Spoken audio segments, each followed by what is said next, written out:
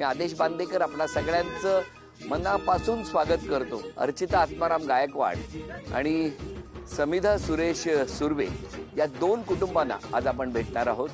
कुशिवली कर्जत या परिसरात आलेले आहोत. तेव्हा बघूया आजच्या भागात काय घडतं. सुरुवात करूया आजच्या गप्पांना.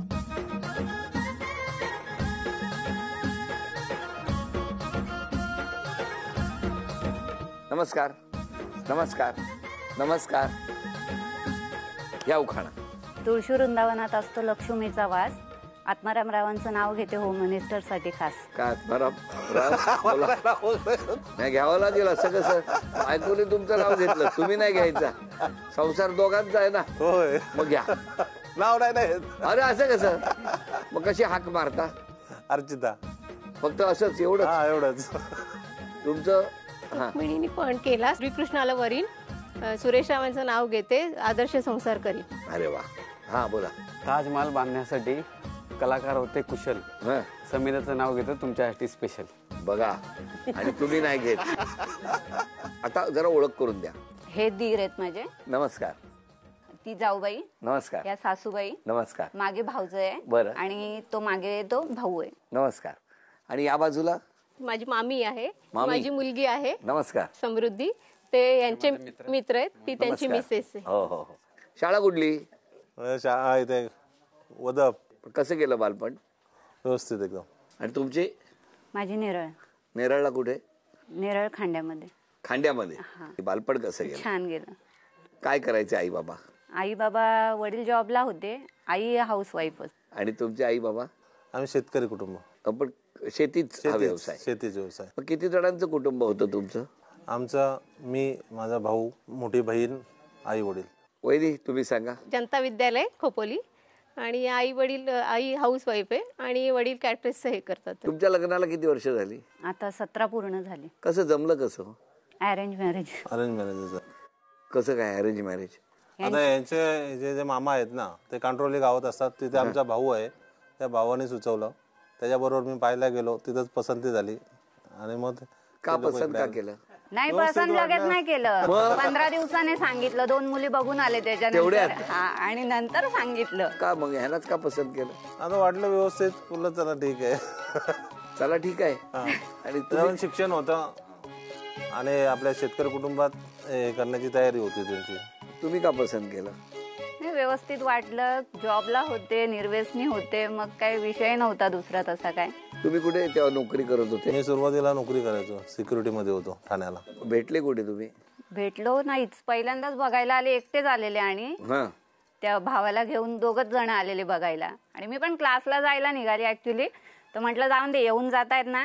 आले तर केलं. ड्रेसवरच गेलेली. म्हटलं केलं तर केलं, नाही तर मग जाऊ देत. साडी वगैरे काही घातली नव्हती. आणि नंतर मग गेली. आणि मग झालं नंतर 15 दिवसानंतर होकार. म्हणून ते आणखीन 2 ठिकाणी गेले. कळलं का? पण कसं काय संसार कसा चाललाय? एकदम सुखी चाललाय. व्यवस्थित. मग ही पसंती तेव्हा यांचीच केली ती बरं झालं का? होय. का? एवढा व्यवस्थित झाला ना संसार. आता नोकरीवरनं व्यवसायामध्ये आलो त्यावेळी प्रत्येकाला सहकार्य झालं त्यांचं. तुमच्या दोघांमध्ये शांत स्वभाव कोणाचा आहे? शांत स्वभाव माझाच. हो, हे छान गोड हसतात. हो ना, सतत हसत असतात का? हो. मग हे घर वगैरे कधी बांधलं? आता घर 7 वर्ष झाली. 7 वर्ष झाली. ज्या ठिकाणी शेती केली त्याच ठिकाणी प्रगती करून आता स्वतःचं घर पण बांधलं. हो ना. तुमचं काय कसं काय लग्न जमलं? माझ्या वडिलांचे फ्रेंड होते. त्यांनी सुचवलं ह्यांचं म्हणजे स्थळ. मग ते आले बघायला. मला बघून गेले. पण 15 दिवस काही फोन नाही की काही नाही. म्हणजे असं हेच नाही केलं. आणि मी त्यांना बघितलंच नव्हतं की म्हणजे कसे दिसतात वगैरे असं काहीच नव्हतं. म्हणजे माझं बघणंच नाही झालं त्यांना. मग 15 दिवसानंतर ह्यांचा काही फोन येत नाहीये. मग म्हटलं जाऊ द्या. मग पप्पांना सांगितलं की जाऊ द्या आता, त्यांचं काही हे नसेल म्हणून ते काही फोन नाही करत आहे. 15 दिवसानंतर त्यांनी फोन केला की आम्हाला मुलगी आवडली आम्हाला. पण मी म्हटलं मी मुलाला बघितलेलं नाहीये, त्याच्यामुळे मी बघितल्याशिवाय मी होकार देणार नाही. बरोबर आहे. मग त्याच्यानंतर मग ह्यांना सांगितलं की तुम्ही एकदा या तुमच्या मित्रा म्हणजे या घेऊन आणि मग हिला बघायचंय. मग मी बघितलं त्याच्यानंतर मग मी होकार दिला. काय हो काय 15 दिवस कुठे होता तुम्ही? मी पण असे 2 मुली बघू. अरे मला अजूनही माहिती नव्हतं त्यांनी 2 मुली बघितल्या. आज समजतंय की 2 मुली बघून आल्या. अरे देवा, माझ्यामुळे नाही काय. पण तुमच्या लग्नाला किती वर्ष झाली? 17 पूर्ण झाले. 17 वर्षापूर्वी तुम्ही सांगितलं नाही त्या 15 दिवसात मुली हो, बघायला नाही गेले होते सांगितलं म्हणून? मला. सुखी संसार झाला नसता ना. पण 17 वर्षांनी आज कळलंय, आता उद्या बघा काय होत आहे. पण आता कसा आहे स्वभाव वहिनी त्यांचा? खूप छान आहेत. मला समजून घेतात, मनमिळाऊ आहेत. माझ्या पूर्ण फॅमिलीलाही ते खूप सपोर्ट करतात. पण वहिनी 17 वर्षात त्यांनी खरं सांगायला पाहिजे होतं की नाही? हो, सांगायला पाहिजे, बोलायला पाहिजे हो होतं ना, ना. बोलायला पाहिजे होतं.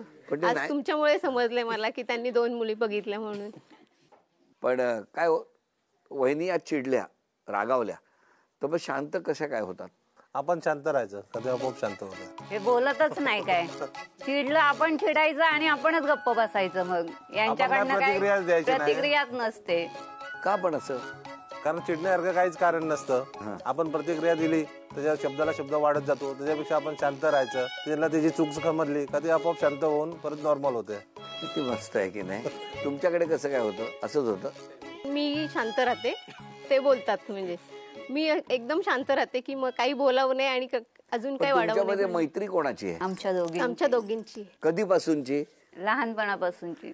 35 वर्ष झाले असतील. म्हणजे कसं काय हो?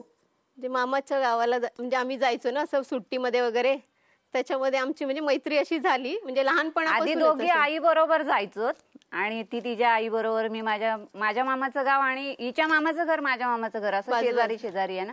मग दोघी जणी जायचो आणि नंतर मग समजायला लागल्यानंतर एकमेकीला कॉल फोन वगैरे करून करून ही असं जाणार contact असली की मी करून. पण जायची, मग ती पण यायची तिकडनं असं. पण तुमच्या दोघींची मैत्री एवढी टिकली कशी? 35 वर्ष खूप आहेत ना. हो. कशी काय? लग्नानंतर थोडा गॅप पडला मध्ये, पण नंतर मग झालं पुन्हा फोन वगैरे. ती कर्जतलाच असते ना, त्यामुळे मग कॉन्टॅक्ट वगैरे कॉन्टॅक्ट होत राहिले आमचे दोघींचेही. पण आता कॉन्टॅक्ट आहे? हो हो मग दोन्ही कुटुंबांची ओळख झाली आता? हो हो कायम भेटणं वगैरे हो होतं? होतं. बघा, 2 मैत्रीणमधून हे नातं किती घट्ट झालं. मामी सांगा हो, कसा आहे स्वभाव? स्वभाव छान आहे भाजीचा आणि जावयांचा पण छान आहे. या दोघींमध्ये चिडखोर कोण आहे? नाही, चिडखोर अशी मला काही वाटत नाही त्यांच्यामध्ये. नाही? नाही. नक्की? हो. नाही, आहे ती थोडी चिडकोर आहे. ती थोडंसं पटकन बोलते लगेच. असं म्हणजे कोणती गोष्ट नाही पटली की लगेच बोलते ती. का असं करता?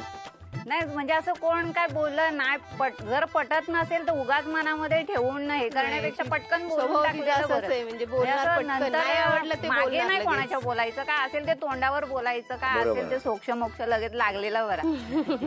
नंतर मग आपण मागे 4 जणांना सांगत बसायचं, हा याने असं केलं त्याने तसं केलं, त्यापेक्षा मग त्याच माणसाला लगेच सांगितलं, पटलं तर ठीक, नाहीतर मग सोडून द्यायचं. तुम्ही फक्त असं- राग नाही ठेवायचा. मग तुम्ही आता जोराजोराने बोलायला लागले ना. तुम्हाला भीती वाटते? मला नाही, आत्मारामजी हळू डोळे फिरून माझ्याकडे बघत होते की नको, त्यांना शांत आहेत, त्या बऱ्या आहेत, असे डोळ्यात भाव होते, असं मला म्हणायचं. हो गे ना. तर एकदा सुरू झाल्यावर तुम्हाला माहित नाही असं बघा असताय. हा? पण वहिनी बरं वाटतंय की नाही? मैत्री तर छान टिकली. हो हो खूप छान आहे. तुम्ही कधी भांडलायत? हो, आधी झालं. लहानपणी थोडंसं भांडायचो, व्हायचं आता असं काय तेवढं थोडंसं. भांडायचं हे येत नाही. लहानपणी व्हायचं असं म्हणजे थोडंसं झालं, पण जास्त वेळ ते कशावरून असं. राहायचं? असंच खेळण्यावरून वगैरे. खेळण्याचं खेळायला पण- तशा अवखळ होतो ना हो, जरा. खूपच असं. दोघी पण ती पण पण दोघींनी अबोला धरलाय, बोललाच नाहीत 8 दिवस, असं कधी झालंय का? नाही एवढं नाही झालं. म्हणजे एखाद दिवस राहायचं असं, पण संध्याकाळ वगैरे असं झाली की नाही, असं चैन नाही पडायचं की मी तिच्याशी एकही शब्द बोलले नाही किंवा असं मनात थोडं हे व्हायचंच. आणि त्यात बाजूबाजूला मामांची घरं, त्याच्यामुळे लगेच असं जाऊन थोडं लगेच हे करायचं मग दोघी. आणि तुम्ही कसं, जर या दोन्ही बायकांनी ठरवलं की घरात शांत राहायचं, 3 दिवस जराही ओरडायचं नाही, बोलायचं नाही, तर आवडेल तुम्हाला? नाही. नाही का? मग घरच शांत होईल आमचं. घरामध्ये मुलगी पण शांत आहे, हे पण शांत आहेत, मग कोणच नाही बोललं म्हणून तर तुम्ही मग- ओरडत फिरत असता काय? ओरडत नाही, पण बोलायला तर पाहिजे कोणतरी. घरामध्ये निदान माणसं आहेत ते तरी कळलं समजेल पाहिजे, ना. बरोबर, हा. आजूबाजूच्या हे नाही. मोबाईल घेऊन बसणार, मुलगी मोबाईल घेऊन बसणार, कोण आल्यानंतर बोलणार कोण कोणावर? मोबाईल घेऊन Actually, बसायला वेळच कुठे? मग ह्या सकाळी म्हणतात 9 वाजता जातो हॉटेलवरती, तर संध्याकाळी रात्री 11-12 वाजता येतो. पण येता तेव्हा तुम्ही मोबाईल घेऊन बसता. हा, त्यावेळेस कसं मोबाईल घेऊन बसतो, म्हणजे नाही, ऑनलाईन रात्री पेमेंट पण- येतात ना, ते चेक करत असतो. कळलं का? त्यातला ह्यांना काय वाटतं? त्यांना वाटतं काय वाटतं? तुमच्याकडे कसं काय? कोण शांत असतं? हे शांत असतं. तुम्ही तर एक वाक्य नाही बोललाय आल्यापासून. काय हो, बोला आता, सांगा. बोला आता कोण शांत असतं? ती शांत असते. घरात? हो, घरात शांत. आणि त्यातल्या त्यात चिडचिड कोणाची होते? माझी चिडचिड त्यांचीच असते होते. ते का? खूप चिडतात. का? माहिती नाही कोणतीही गोष्ट अशी एखादी गोष्ट नाही हे झाली की खूप चिडतात. का हो? थोडं. ते स्वभावच आहे तर काय करणार. नाही पण थोडा रागावर कंट्रोल थोडं केला कमी पाहिजे. करावं कंट्रोल असं करतो. वाटतं. थोड्या वेळाने लगेच शांत होतो. तुम्हाला मग त्रास होईल ना, हो की नाही? चिडचिड करून तुम्हाला उगाच. हो. मग का कधीपासून करताय चिडचिड कमी? आजपासून फायनल. सगळ्या घरात मला बोलवतील वाटतात. सांगा सासूबाई सुनेबद्दल. चांगली आहे, चांगली आहे. स्वभाव चांगला आहे. आणि मुलगा? मुलगा पण शांत. पण शाळेत असताना मुलगा आणि आताचा मुलगा काय फरक झालाय हो? काहीच नाही फरक. लहानपणीलाही मस्ती करायचा, हो हो, वाटत नाही तुमच्याकडे बघून. खूप मस्ती करायची. आता लय शांत. बायको आल्यावर काय करणार? कडक आहे थोडा. म्हणजे कोणाची जर चूक असली स्वतःची नसली तर लगेच त्याला विचारून मोकळ्या होणार. पण तुमच्या दोघींमध्ये मोठं कोण? वहिनी. वहिनी. मग या घरात आल्यावर तुम्ही नंतर आला. हो. मग तुम्हाला खूप वेळा प्रसाद मिळालाय? नाही नाही अजूनपर्यंत कधी काही शब्द एक शब्दाने बोलले नाही, काय नाही. नाही जाऊबाई अजिबात नाही. काय हो, असं कसं काय तुम्ही असा भेदभाव करता? नाही भेदभाव असं नाही. जर काय चुकलं नाही तर मग आपण उगाच कशाला कोणाला बोलायचं ना असं. वहिनींचा स्वभाव चांगला आहे. आणि दादाचा? दादाचा चांगलाच आहे ना, चांगलं सगळं सांभाळून घेतो मला. आता या मामी बोला त्यांच्याबद्दल. चांगले आहेत ते दोघं पण चांगले आहेत. होय ना? हा. अरे वा. मामी तुम्ही कमीच बोलता का हो? हा, काय एवढी सवय नाही ना बोलायची. मम्मी पप्पा दोघे पण चांगले आहेत. स्वभाव पण खूप छान आहे त्यांचा. पण पप्पा तापट आहेत खरं आहे. हा, थोडेसे आहेत. पण पप्पांनी स्वभावात बदल केला पाहिजे ना हा, थोडा केला पाहिजे. त्यांच्या तब्येतीसाठी. हा, त्यांच्यासाठी. काय हो पप्पा, आता कधी करा ना. ठरवलं ना आजपासून. ताईंचा स्वभाव खूप सुंदर आहे आणि जे असेल ते तोंडावरती बोलतात, काय मागून नाही. असं जे काय असेल ते तोंडावर बोलून टाकणार आणि मोकळं होणार. बरं, एक छोटासा खेळ आहे. या खेळामध्ये एक चित्र पूर्ण करायचं आहे. तुमच्या दोघांपैकी जो कोणी सर्वात आधी चित्र पूर्ण करणार तो आपल्या बायकोला झी मराठीकडून बाजूबंद बक्षीस म्हणून मिळवून देणार आहे. बघूया या खेळात कोण जिंकणार. असंच्या असं चित्र या तुकड्यांमध्ये आहे, ते जोडून पूर्ण करायचं आहे. 1 2 3.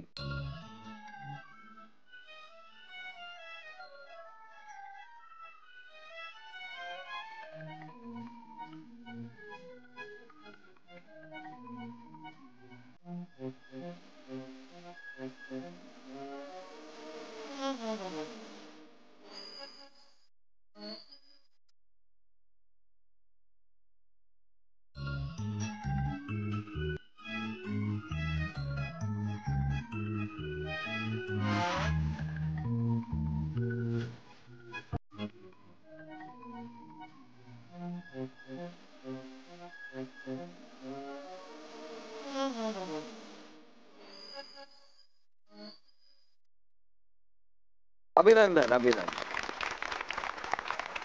झी मराठीकडून हा बाजूबंद तुम्हाला मिळाला. अभिनंदन. हे चांदीचं नाणं आत्मारामजी तुम्हाला मिळालं. अभिनंदन. झी मराठीकडून चांदीचं नाणं, झी मराठीकडून ही भेटवस्तू.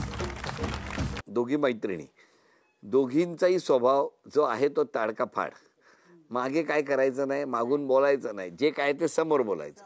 पण त्याच्यामुळे बऱ्याच जणांना त्रास पण होत असेल ना तुमच्या स्वभावामुळे?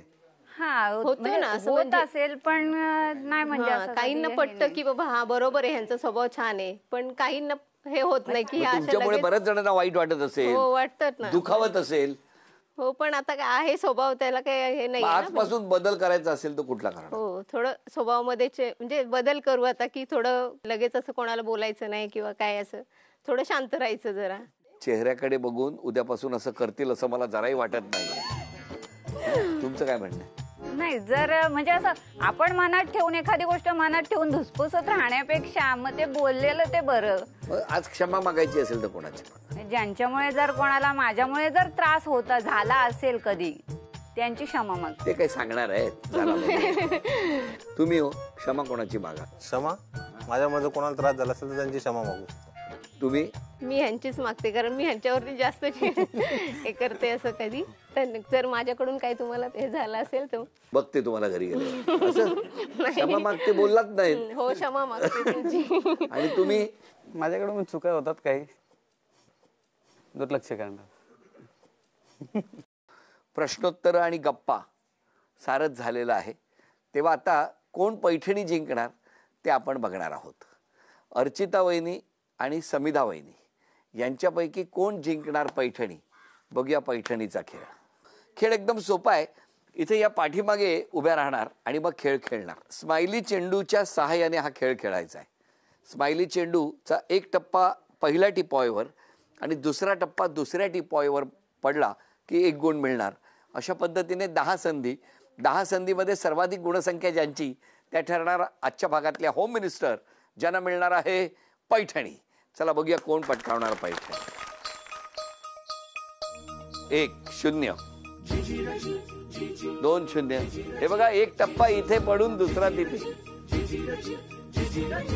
1,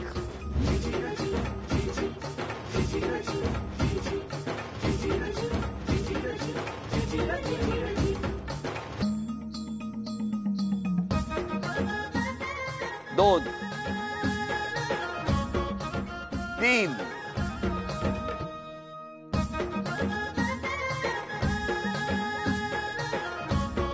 4. त्यांची गुणसंख्या आहे 4. आता तुम्ही. जिंकण्यासाठी 5 गुणांची आवश्यकता. 1,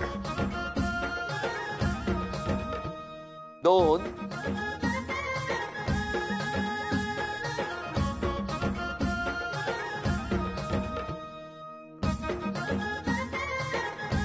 3,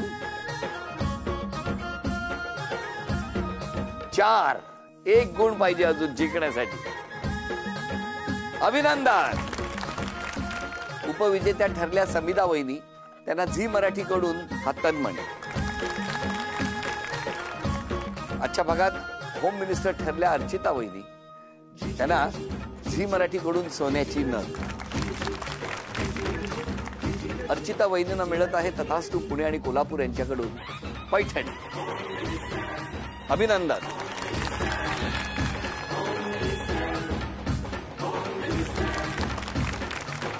या दोन्हीही कुटुंबांना आणि आपणा सर्वांना शुभेच्छा देऊन आजचा भाग इथेच संपतो आहे. पुन्हा भेटूया अशीच एक पैठणी घेऊन होम मिनिस्टरच्या पुढच्या भागात. नमस्कार.